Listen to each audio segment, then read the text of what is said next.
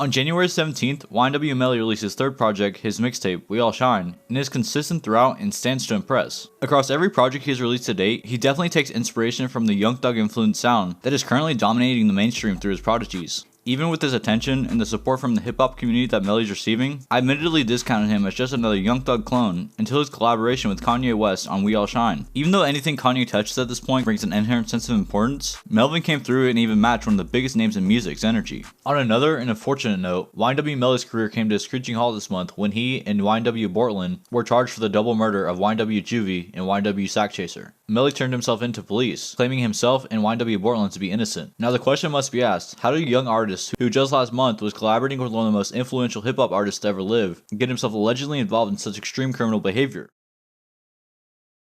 To begin from his roots, YNW Melly, born Jamel Demons, began recording music in the 8th grade at a friend's home studio, according to an article by The Fader. It was not until he was 16 though when he began releasing music online, when posse cuts and group freestyles from his group, Young N-Word World, were uploaded to SoundCloud. For months, Melly would only appear in freestyles such as 1K, YNW Freestyle, Dabbin, Youngins, and Rock It Out. Alongside this, Melly also received a feature on YNW Jay Green's 510 Ways, the first project by a group member, on the track Freestyle 187. Looking back at this area of Melvin and YNW in general, it was totally amateurish, and it's obvious from the lack of cover art, quality recordings, and production. It was really just a group of high school kids just having fun, with the exception of Jay Green, who was shown to be taking hip-hop seriously by releasing solo tracks and a tape. To speak on Melly's style, he definitely stood out from the other members of YNW, as the best throughout their freestyles though, due to his early establishment of his melodically based sound. Following the string of freestyles and loose verses, YNW Melly would be stopped short when he was sentenced to a year-long jail sentence after he shot at 3 students at his own Vero Beach High School. According to an interview with The Fader, it was during that sentence that, quote, Melly began taking his songwriting seriously, penning song after song that he would put out upon release. He did exactly this by releasing 8 tracks, which included his hits 772 Love and Murder on My Mind, within a month of his release from prison in March of 2017. On top of this newfound work ethic from Melly, the professional direction of his career completely shifted for the better, because these tracks were the first time Melvin received any proper release for his music. Out of all these tracks, the most popular is obvious, because it's the track that Melly blew up on, Murder on My Mind. Murder on My Mind details Melvin's inner thoughts from his jail cell, which include his longing for freedom, and in verse 2, him detailing the story of a friend dying in his arms who he has just shot. Verse 2 is definitely the most important, due to the fact that the lyrics from this verse would land him back in jail after the state attorney claimed this as grounds for Melly to be breaking his probation. While probably Melvin's most twisted track to date, due to him admitting his brutal murder and being the main cause for his return to jail, the track still stands as some amazing storytelling and being incredibly smooth. After Melly's early 2017 singles and his release from jail, Melly put out his first project of his career, his Collect All EP,